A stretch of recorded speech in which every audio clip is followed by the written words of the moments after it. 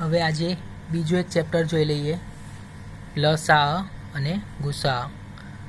પ્રશ્ન આપેલો છે 5 અને 7નો લસા શોધો. હવે સૌથી પહેલાં આપણે લસાનો મતલબ શું થાય એ જોઈ લઈએ. લસા એટલે લઘુત્તમ સામાન્ય અવયવી. હવે અહીંયા એ વાતનું ધ્યાન રાખવું, લઘુત્તમ એટલે નાનામાં નાનું, સામાન્ય એટલે સરખું, અને અવયવીનો મતલબ આપણે જોઈ લઈએ. હવે કોઈ બી સંખ્યા આપેલી હોય એનો અવયવી આપણે કેવી રીતે મેળવીએ. હવે આપેલ સંખ્યાને 1 2 3 4 અનંત સુધી આપણે એને કોઈ સંખ્યા વડે ગુણાકાર કરીએ તો એ સંખ્યાના અવયવી મળે છે. જેમ કે કોઈ એક સંખ્યા આપેલી છે 3, તો 3ના અવયવી આપણે હવે શોધવા છે. તો 3ના અવયવી આપણે કેવી રીતે શોધી શકીએ? તો 3 એકા 3 એક અવયવી, બીજું 3 દુ 6, ત્રીજું 3 તાળી 9, 3 ચોક 12, 3 પચામ 15. એવી રીતે અનંત સુધી જે અવયવી હોય એ અનંત સુધી જતા રહે છે. હવે લઘુત્તમ એટલે નાનામાં નાનું અને સામાન્ય એટલે સરખું. હવે આપણને અહીંયા બે સંખ્યા આપેલી છે, 5 અને 7નો લઘુત્તમ સામાન્ય અવયવી શોધો. આપણે અહીંયા આ ધ્યાન રાખવાનું, લસાઅમાં અવયવી શોધીએ છીએ અને ગુસાઅમાં અવયવ શોધીએ છીએ. હવે 5 અને 7 બે સંખ્યા આપેલી છે, તો એ બંનેને આપણે પહેલાં 1 વડે ગુણાકાર કરીએ. 5 એકા 5, 7 એકા 7. હવે અહીંયા 2 વડે, 5 દુ 10, 7 દુ 14, 5 તાલી 15, 7 તાલી 21, 5 ચોક 20 અને 7 ચોક 28, 5 પાછું 25, 5 છંગ 30, 5 સતામ 35, 5 અઠામ 40. હવે 7 પચામ 35, 7 છંગ 42, 7 7 49. હવે આ તો આપણે ગુણતા રહીશું તો અનંત સુધી જતા રહીશું, પરંતુ આપણે શું શોધવાનું કીધું છે?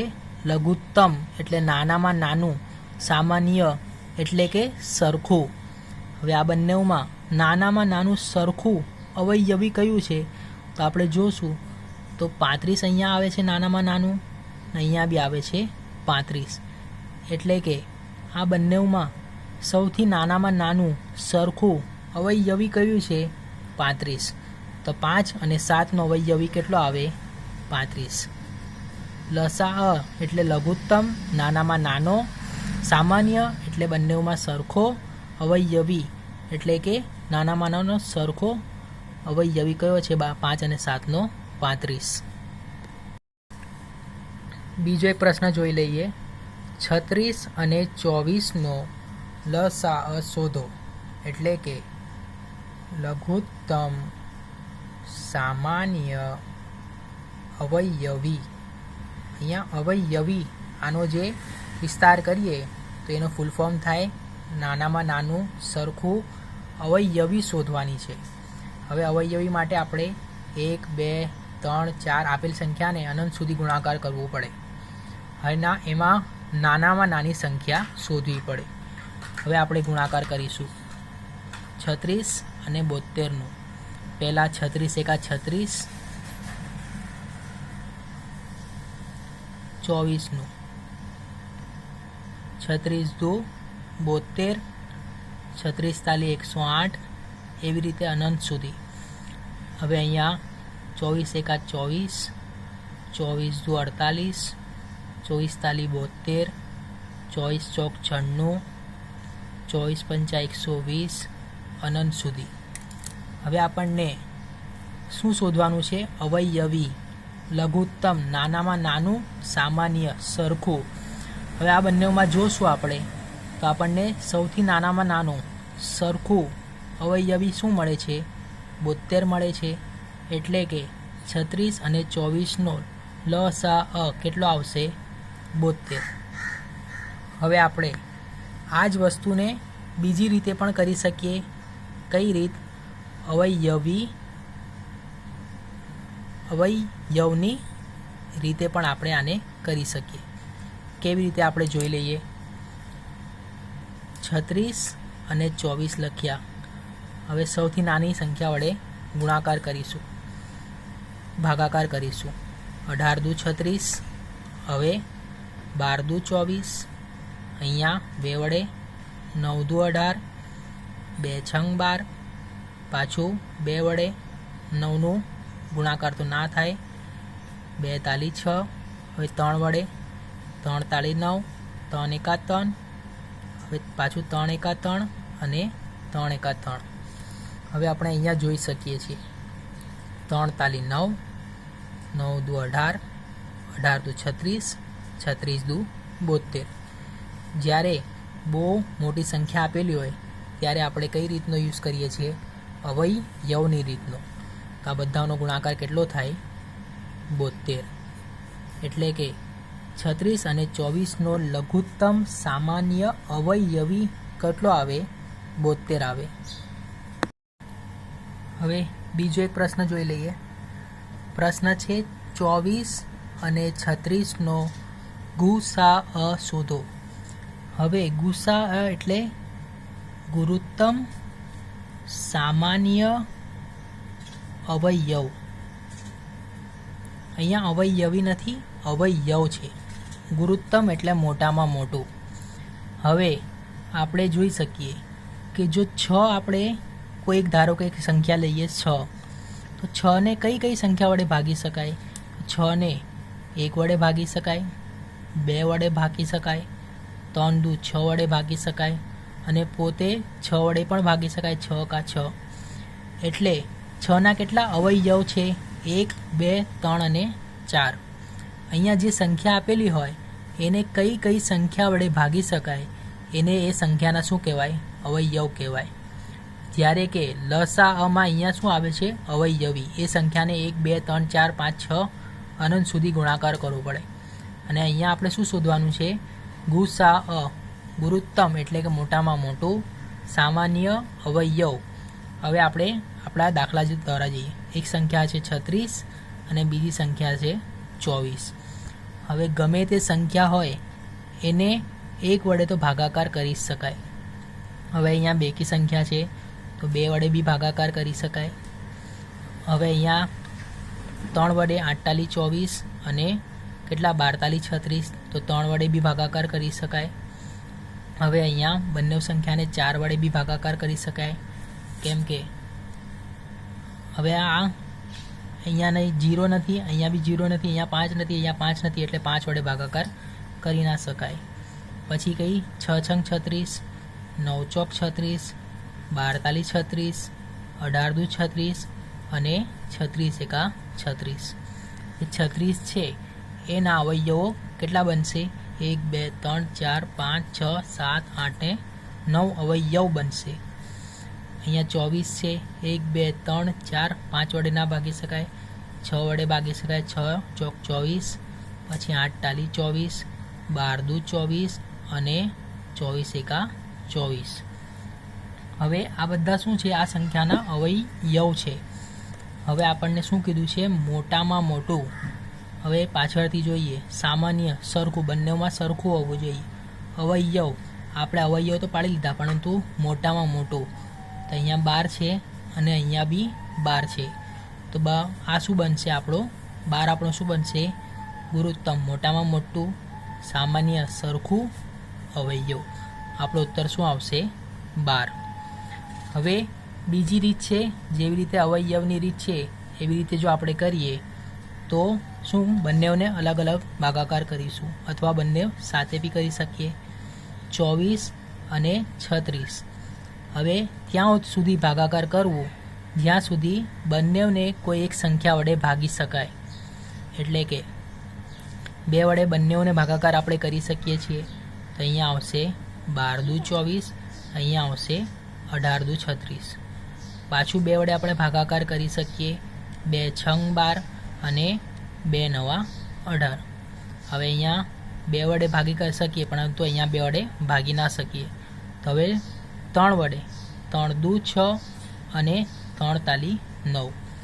આ બંને સંખ્યા અલગ અલગ થઈ ગઈ. બંને સંખ્યાને સરખી સંખ્યા વડે ભાગી શકાતી નથી. માટે આપણો જવાબ શું આવશે? 2 × 4 = 4 × 12. એવી સંખ્યા સુધી જ ભાગાકાર કરવો જે બંને સંખ્યાનો ભાગાકાર આપણે કરી શકીએ.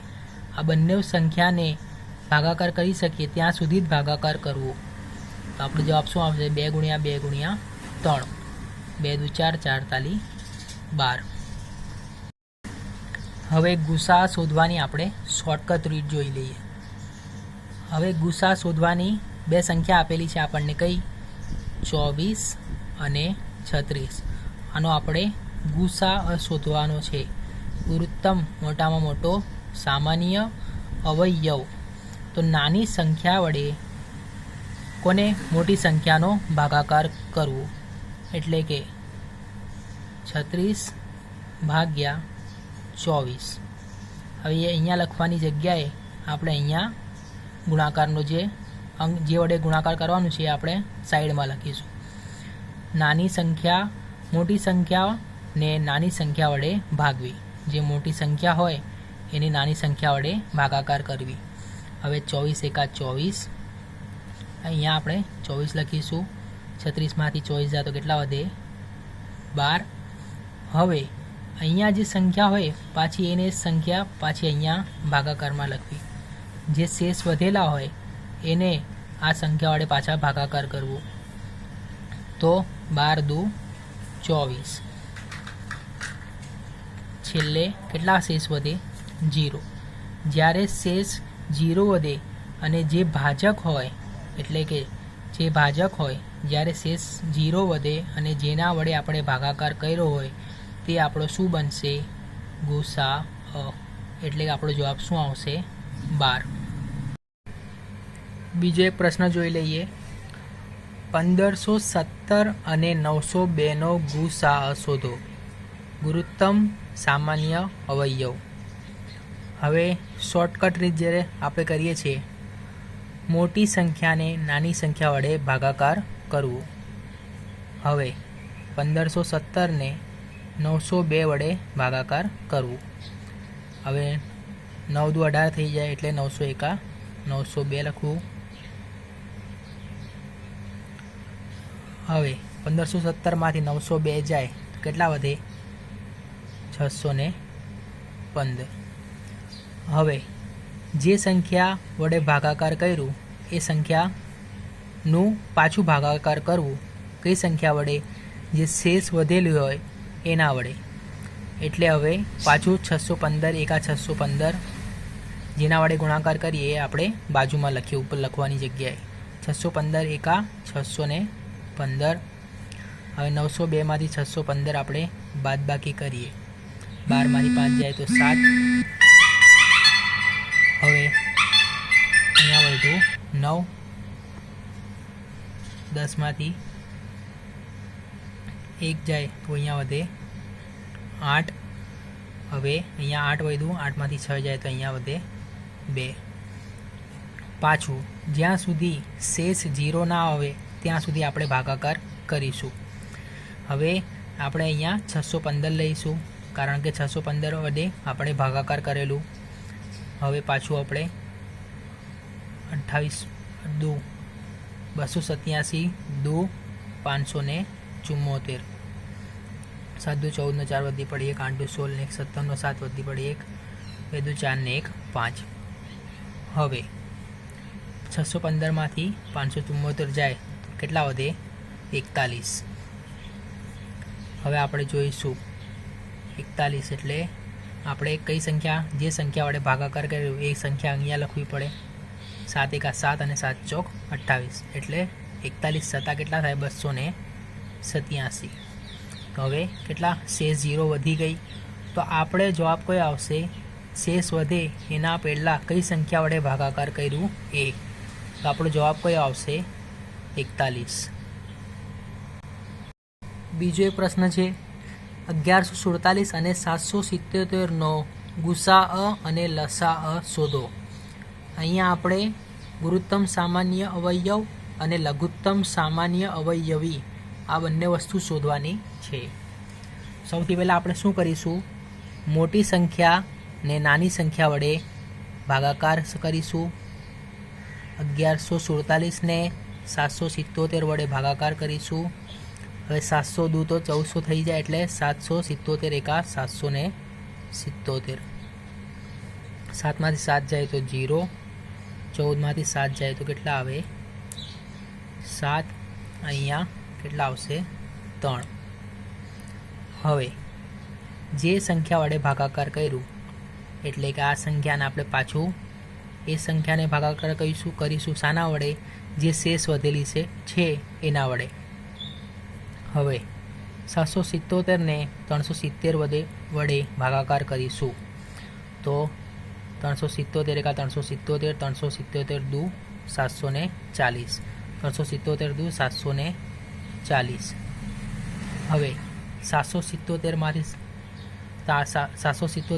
740 જાય તો કેટલા વધે 37. હવે પાછું આપણે કઈ સંખ્યા લેવાની, 370. 370 અંદર જાય અને 37 વડે ભાગાકાર કરીશું. 37 દાન 370, કેટલી શેષ વધે 0. તો આપણો ગુરુત્તમ સામાન્ય અવયવ શું આવશે 37. હવે આપણને અહીંયા શું લસા બી શોધવાનું છે, તો એક બીજો સૂત્ર છે લસા ગુણ્યા ગુસા બરાબર સંખ્યા 1 ગુણ્યા સંખ્યા 2. એટલે કે જે બે સંખ્યા આપેલી છે એનો ગુણાકાર અને લસા અને ગુસાનો ગુણાકાર કેવો થાય છે, સરખો થાય છે. હવે આપણને ગુસા તો અહીંયા આપી દીધેલું છે, કેટલું આપણે શોધ્યું 37. સંખ્યા 1 કેટલી છે 1147 અને સંખ્યા 2 કેટલી છે 777. લસા આપણે શું કરવાનું છે, શોધવાનું છે. હવે લસા બરાબર 1147 ગુણ્યા 777 છેદમાં 37. હવે આપણે જોઈશું 3 એકા 3 7, છેલ્લે 7 વડે ગુણાકાર આપણે કઈ સંખ્યા 37 ગુણ્યા કરીએ 20 કરીશું તો શું આવશે 37 દૂ 740, 37 ગુણ્યા 21 કરીએ શું આવશે 777. એટલે આ 21 વડે આપણે ભાગાકાર કરી શકીએ. 1147 ગુણ્યા 21 કરીશું તો 1147 ગુણ્યા 21, એકમનું 0, 7 દો 14 નો 4 વધી પડી 1, 4 દો 8 ને 1 9, 2 એકા 2, 2 એકા 2, પાછું 7 એકા 7, 4 એકા 4, 1 એકુ 1, 1 એકુ 1, 7, 4 ને 4 8, 9 ને 1 10 નો 0 વધી પડી 1, અહીંયા 4 2. તો આપણો લસા કેટલો આવશે 24,087. આ આપણો લસા અને આપણો ગુસા કેટલો આવશે 37. બીજો એક પ્રશ્ન છે 0.0036 અને 2.4નો લસા અને ગુસા શોધો. અહીંયા જે સંખ્યા આપેલી છે એ પોઈન્ટમાં આપેલી છે, અહીંયા બી સંખ્યા જે બીજી આપેલી છે એ બી પોઈન્ટમાં આપેલી છે. આ સંખ્યાઓનો લસા અને ગુસા શોધવાનું છે. તો હવે આપણે 36ને 0.0036 ને કેવી રીતે લખી શકીએ, 36ના છેદમાં એક પછી કેટલા 0 આવશે 1 2 3 અને 4 0 લખી શકીએ. હવે 2.4ને આપણે કેવી રીતે લખી શકીએ, 24ના છેદમાં પોઈન્ટ પછી કેટલા અંક છે, 1 અંક, તો આપણે 24ના છેદમાં 10 લખી શકીએ. પહેલી સંખ્યા બની 36ના છેદમાં 10,000, બીજી સંખ્યા બની 24ના છેદમાં 10. હવે આપણે લસા શોધીશું, લઘુત્તમ સામાન્ય અવયવી. જ્યારે પણ અપૂર્ણાંકમાં સંખ્યા આપેલી હોય ત્યારે એના માટેનું સૂત્ર છે અંશનો. આપણે પહેલાં લસા શોધીએ છીએ તો અંશનો લસા છેદનો ગુસાઅ. જ્યારે આપણે ગુસાઅ શોધીએ ગુરુત્તમ સામાન્ય અવયવ, તો અંશનો આપણે ઉપર શું લઈશું? ગુસાઅ, અને છેદનો લસાઅ. જે વસ્તુ શોધવાની હોય એ આપણે અંશમાં લઈશું અને છેદમાં એનું ઉલટું કરીશું. અહીંયા ગુસા શોધવાનું છે તો અંશમાં ગુસા શોધીશું અને છેદનો શું આપણે કરીશું? લસા લઈશું. હવે આપણે અહીંયા અંશનું લસા 36 અને 24નો આપણે લસા લઈએ. 24 અને 36, તો આપણે 12 દુ 24, 18 દુ 36, 2 છંગ 12, 2 નવા 18, 2 તાલી 6, 9 વડે ના ભગાય, 3 એકા 3, 3 તાલી 9, પાછું 3 એકા 3 અને 3 એકા 3. તો આનું 3 તાલી 9, 9 દુ 18, 18 દુ 36, 36 દુ 72. એટલે કયો આવશે? અંશનો લસા કેટલો આવશે? 72. હવે છેદનો ગુસાઅ. હવે જ્યારે પણ આવી સંખ્યા આપેલી હોય અને ગુરુત્તમ સામાન્ય અવયવ લેવાનો હોય તો આ બંનેમાં જોઈ લેવાનું વધુમાં ઓછામાં ઓછા 0 કઈ સંખ્યામાં છે, અહીંયા કે અહીંયા, તો એનો ગુસાઅ થઈ જાય. ગુરુત્તમ એટલે મોટામાં મોટું, સામાન્ય એટલે સરખું, અવયવ આ બંનેમાં મોટામાં મોટું સરખું કયું કહેવાય? બંનેમાં 10 કહેવાય. હવે ગુસાઅ શોધવાનું છે તો અંશનો ગુસાઅ 36 અને 24 એનો આપણે શું લઈશું? ગુસાઅ. એટલે કે 36 અને 24નો ગુસાઅ એવી સંખ્યા કે જેને બંને વડે ભાગાકાર કરી શકાય. હવે 18 દુ 36, 12 દુ 24, 2 નવા 18, 2 છંગ 12, 3 તાલી 9, 3 દુ 6. હવે બંને સંખ્યાને ભાગાકાર કરી શકાય છે આ સંખ્યાઓ વડે. હવે આગળ તો કોઈ સંખ્યા વડે ભાગાકાર ન કરી શકાય. 2 દુ 4, 4 તાલી 12. તો આનો ગુસાઅ કેટલો આવશે? 12. અને છેદનો લસાઅ. લસાઅમાં શું કરવાનું? સૌથી વધારે જે 0 હોય એ વાળી સંખ્યા લઈ લેવાની. અહીંયા કેટલા છે? 1, 2, 3 અને 4. 2, 3 અને 4. આપણો ઉત્તર જો આપણે પોઈન્ટમાં લખીએ તો કઈ રીતે લખશું? 12, 1, 2, 3 અને 4. 1, 2 એની આગળ પોઈન્ટ. અહીંયા કઈ સંખ્યા આવશે? 1, 2, 3, 4. પોઈન્ટ પછી 4 સંખ્યા થઈ ગઈ. પોઈન્ટમાં 0.0012 ગુસાઅ, ને આપણે આને લખી શકીએ 7.2 આપણો લસાઅ.